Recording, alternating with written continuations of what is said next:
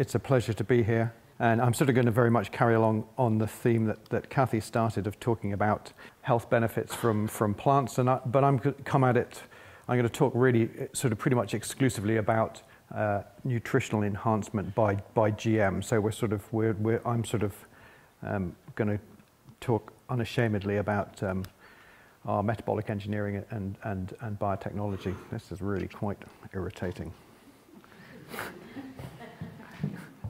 So, yeah, the title of my talk is shown there, which is, it's very long and it appears that one of the words has fallen off the end, but it is what it says. I'm going to tell you, the story is about effectively trying to make a terrestrial source of fish oils. And so the way I've structured my talk is that I've got a few introductory slides just to give you the sort of the context about why we want to do this work, and because I think it's really it's useful. I think just for actually I must remember not to stand sideways when I do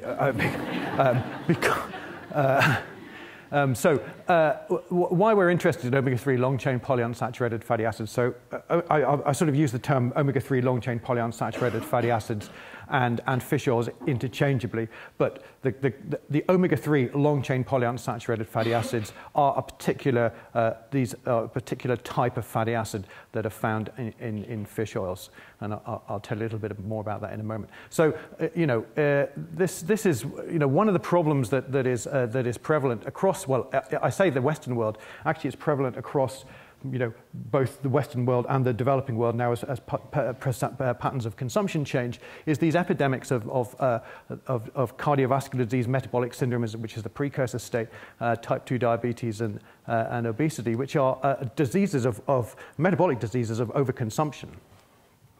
And so they not only represent a sort of a bad pathology, a very a personal crisis if you have these, but they also represent an imminent public health crisis. So that means from a government perspective, they represent a big drain on our funding. And so, for example, there's a massive strain on the national health system. So I mean, the numbers are that maybe say 30% of the adult population by 2030 could have type 2 diabetes in the UK. I mean, you can imagine what the strain that will have on the NHS. Now, as a sort of, I'm not suggesting, I mean, fish oils can help mitigate this, your risk of cardiovascular disease and these other metabolic diseases. I'm not saying it's like the sole panacea, but I think it can play an important part of your diet, contributing to reducing your risk. So if you have a moderate consumption of fish oils. The problem is that fish oils are not a sustainable way of producing fish oils. Most of the fish oils that we have in our diet are now coming through aquaculture, through fish farming. And fish farming is not really a sustainable way of producing these fatty acids. Because basically this is, so if you go to the supermarket, 95% of the salmon that you buy in the UK is farmed. And if this is a completely, I think, crazy stat that the amount of fish in to fish out for farmed salmon is 4 to 1. So you put 4 fish in to get 1 out. I mean, you're not putting 4 salmon and you're putting in trash species. So this is on a kilo basis. But it's a really, I mean, if this is not a definition of unsustainable, I don't know what is. So you have this. So this is we really need a sustainable source of fish oil specifically for the aquaculture industry. So as I say, farmed fish are taking about nearly 0.8 of a million tons of fish oil that are coming out of the ocean. That's 80% of all the fish oil that's coming out of the ocean is going into aquaculture. So it's not going for direct human nutrition, but I just told you that direct human nutrition, that can play a role in mitigating our risk of cardiovascular disease.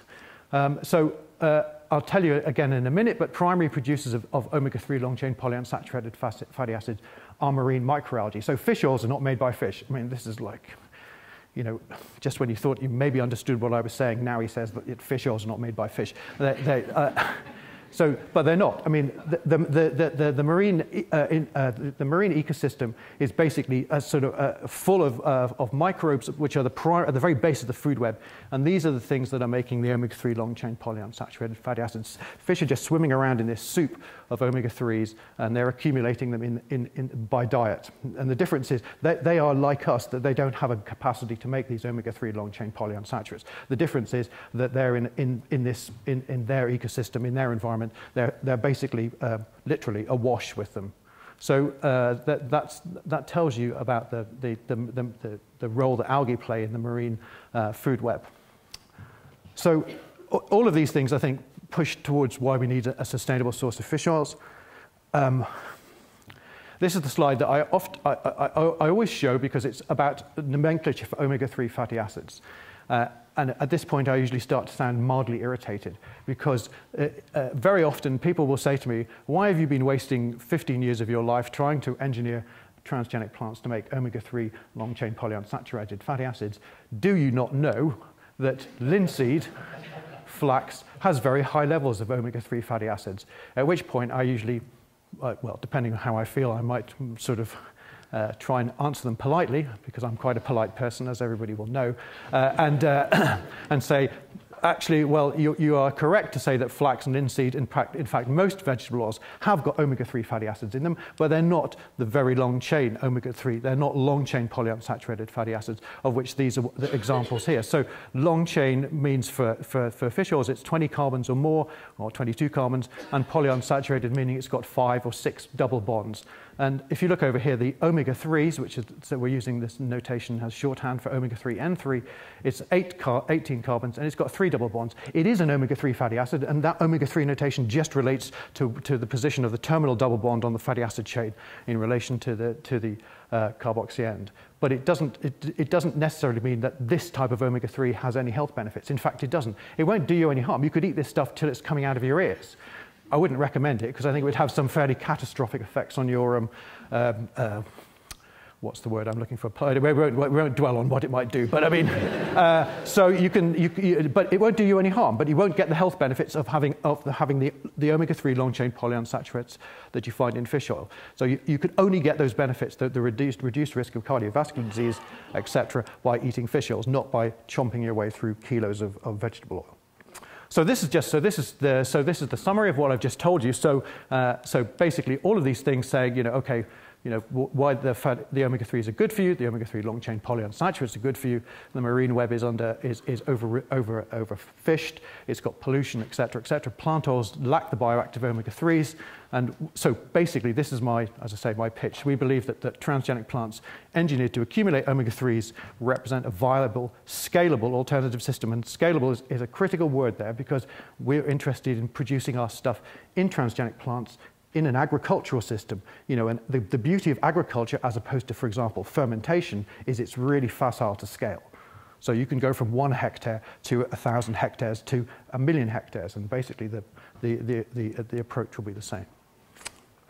So how do you make the omega-3 long-chain polyunsaturates in a heterologous host? This slide, you can tell, this is a very old slide because I'm using a font that is now outlawed, apparently. And also, my transgenic plant host is shown here is canola, oilseed rape, which we don't work on at all. And so, as I told you already, the source of genes for the omega-3 long-chain PUFA trait are in the marine microbes. So these are the beautiful single-cellular organisms that are in the ocean. So this is a diatom phoeodactylum. This is a coccolithore, Meliana huxleyi. This is another diatom.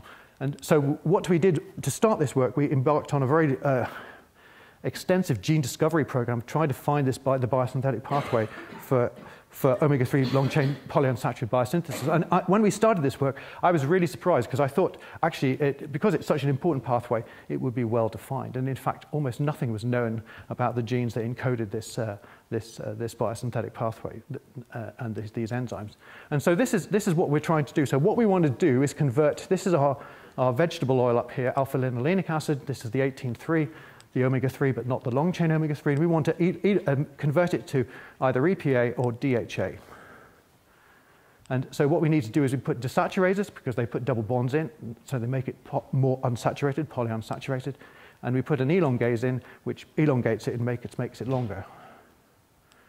And so you can see to get to EPA, which is our first fatty acid that we want to try and make, we need to put at least 3 genes in, 2 desaturators and elongase. And if you wanted to get to DHA, which is the most efficacious omega-3 long-chain PUFA, you would need to put another elongase and another desaturase in to do the elongation, the chain elongation and the desaturation. So this is already, even at that and this is the simplified version, even at that level, it's quite complicated engineering to reconstitute this trait, or to generate this trait in a transgenic plant, to coordinate express 3 or 5 genes. But the pathway is complicated, but what we're trying to produce is a relatively modest level in our seed oil. So we just want it in the plant oil. We don't want it in any other part of the tissue. We just want it in the oil, and we want about maybe 10. We actually really want 20% of the seed oil to be these EPA and DHA. So that was our target.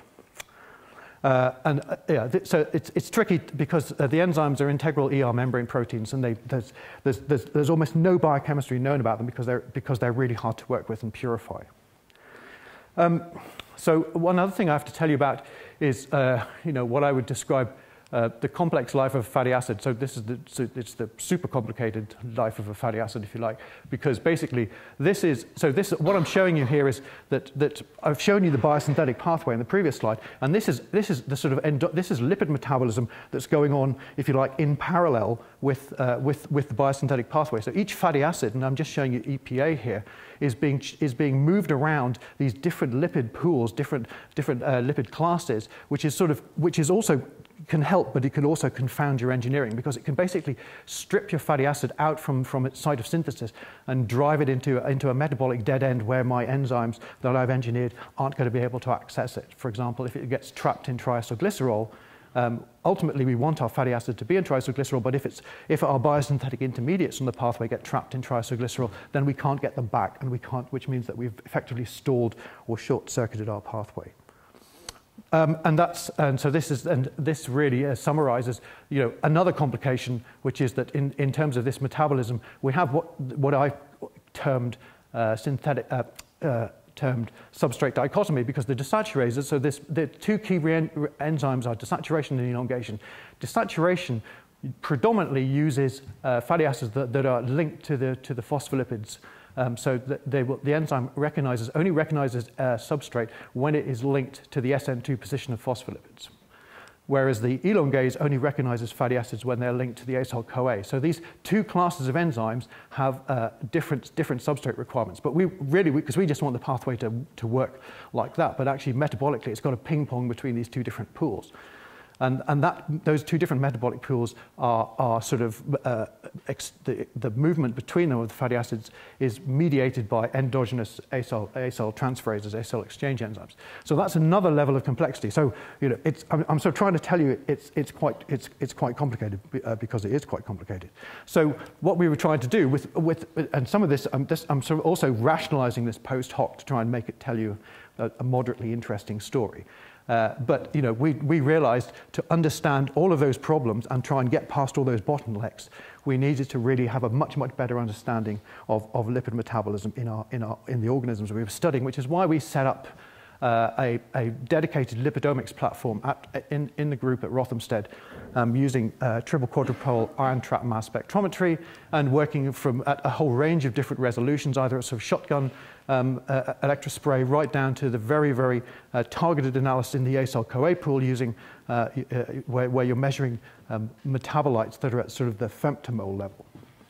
So, but with all of that information, that allows us to take this iterative approach to trying to understand to understand and enhance our metabolic engineering.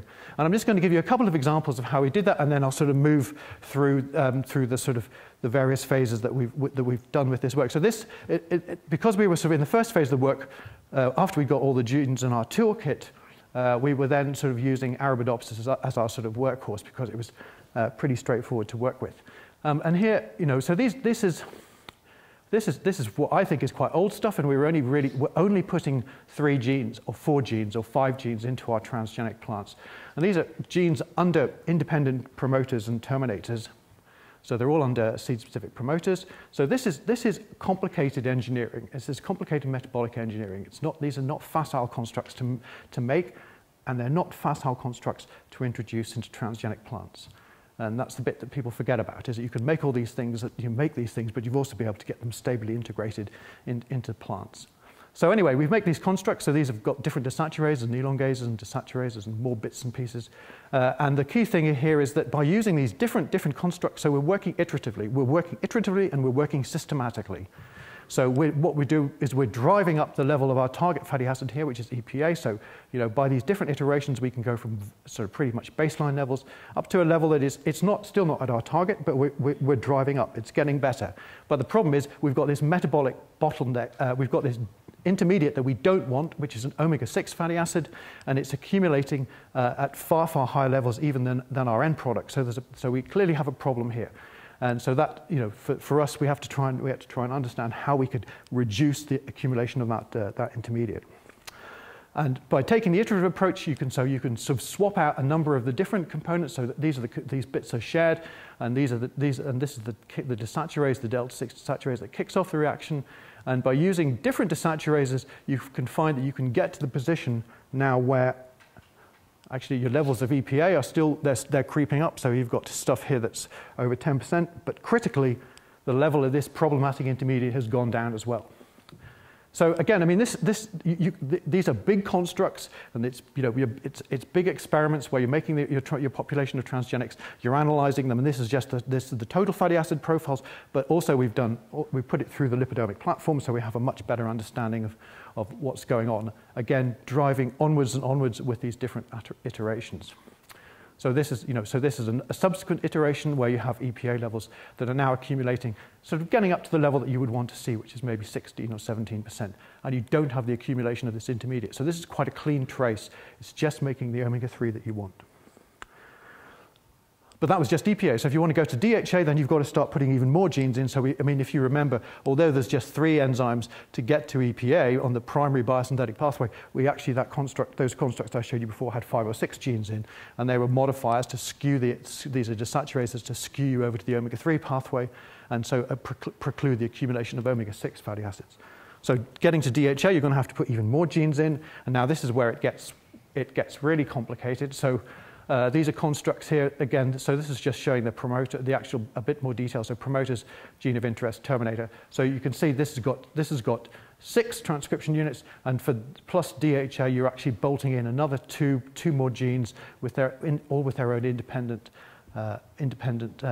regulatory sequences. So these are big constructs, and if you think of it in synthetic biology, they have at least 40 different parts, and that's even before you break down the promoters and the terminators into different components.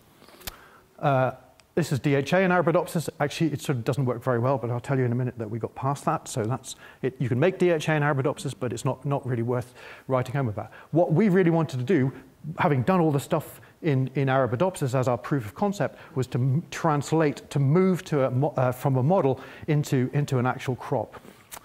And so that we could actually ultimately be able to do something that we could, you know, you could make at scale and ultimately provide something that's maybe of benefit to the end user, whether it's the fish farmer or the human, the consumer.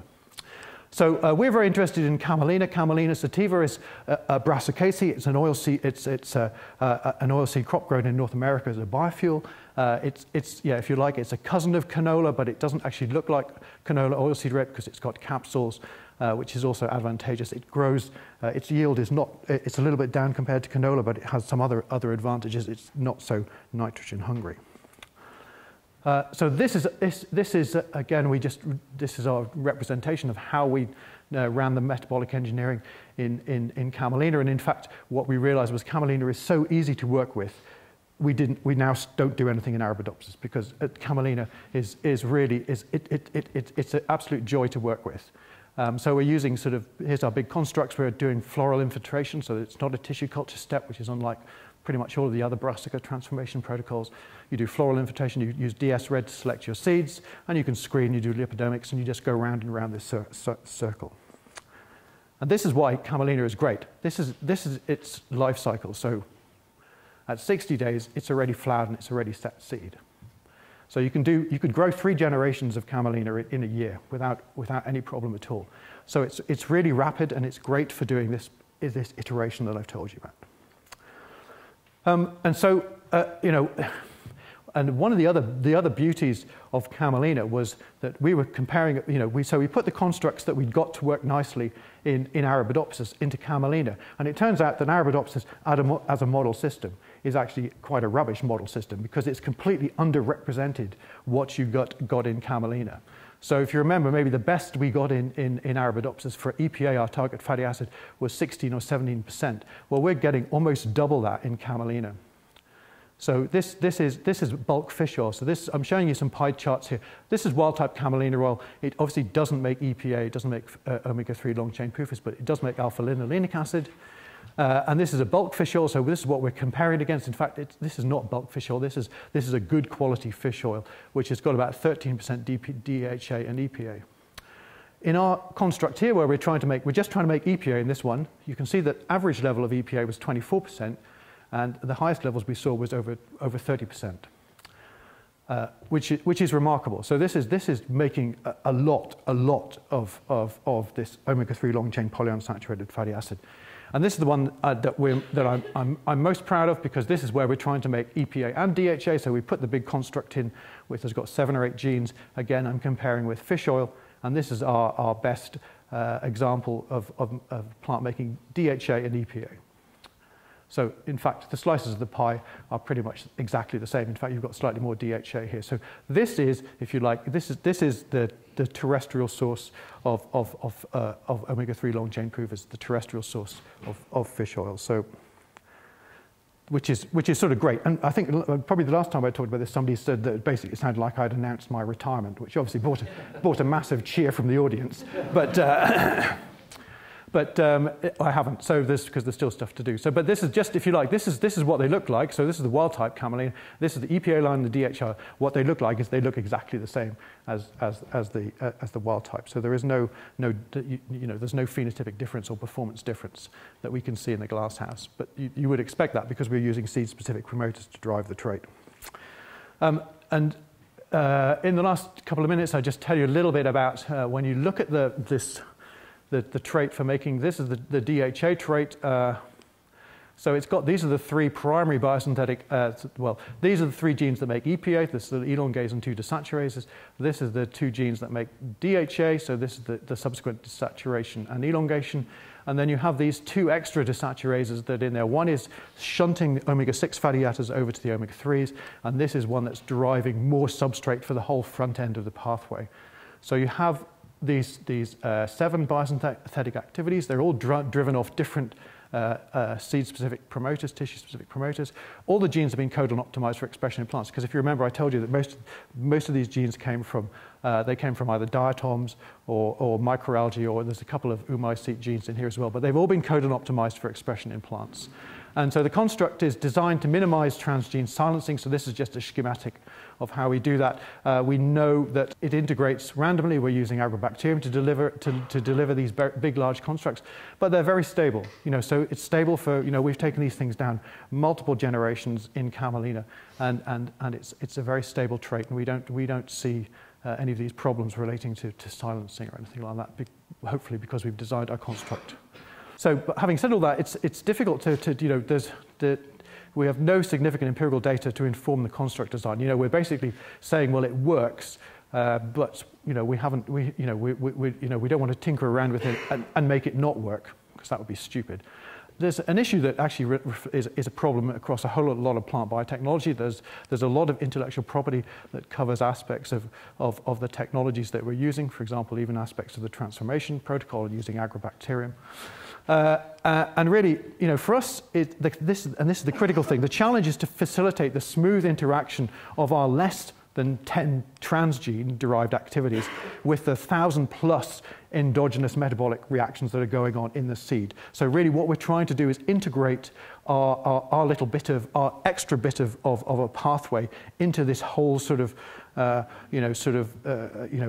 blur of activity which is going on during seed development and lipid metabolism. So sometimes you can get hung up thinking about this part, these 10 transgenes, and sort of forget about the fact you're trying to integrate it into a much, much bigger picture.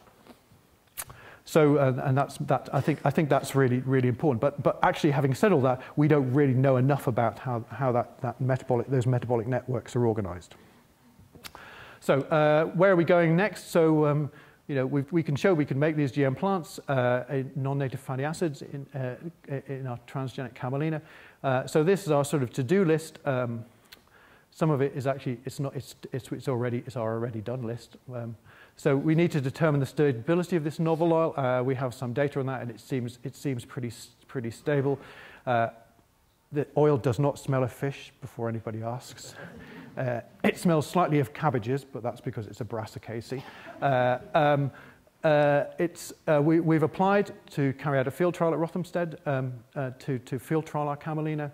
And we've also done experiments to see how the oil substitutes in aquafeed experiments, so as a substitute for fish oils in salmon farming. So our conclusions are you can make transgenic accumulation of EPA and DHA has been successfully iterated to significant levels, to levels that I think are as good as you'd find in a high-quality fish oil. That's all been underpinned by our iterative approach and using lipidomics to really try and inform our engineering.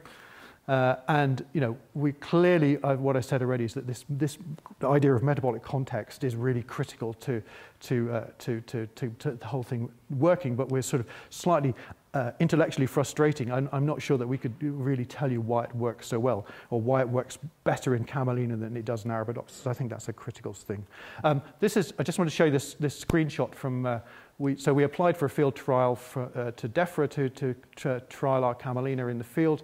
And this was on the front cover of the Independent. What I think was nice about that was there was some very, very positive media coverage of our trial application, which we hope we would hope to hear later on this month to know whether or not we've had permission to do this trial. And so all I just need to say is that the people who did the work are these people here who've worked exceptionally hard. Noy was a Spanish postdoc working in the lab who's now gone back to Madrid, but she really did the bulk of all the constructs that we talked about. Olga really is the sort of the lead in the lab and making sure everything gets done. Richard does and Louis do the lipidomics. And Sarah has been looking after our thousands of plants. So thank you very much for your attention. Thank you.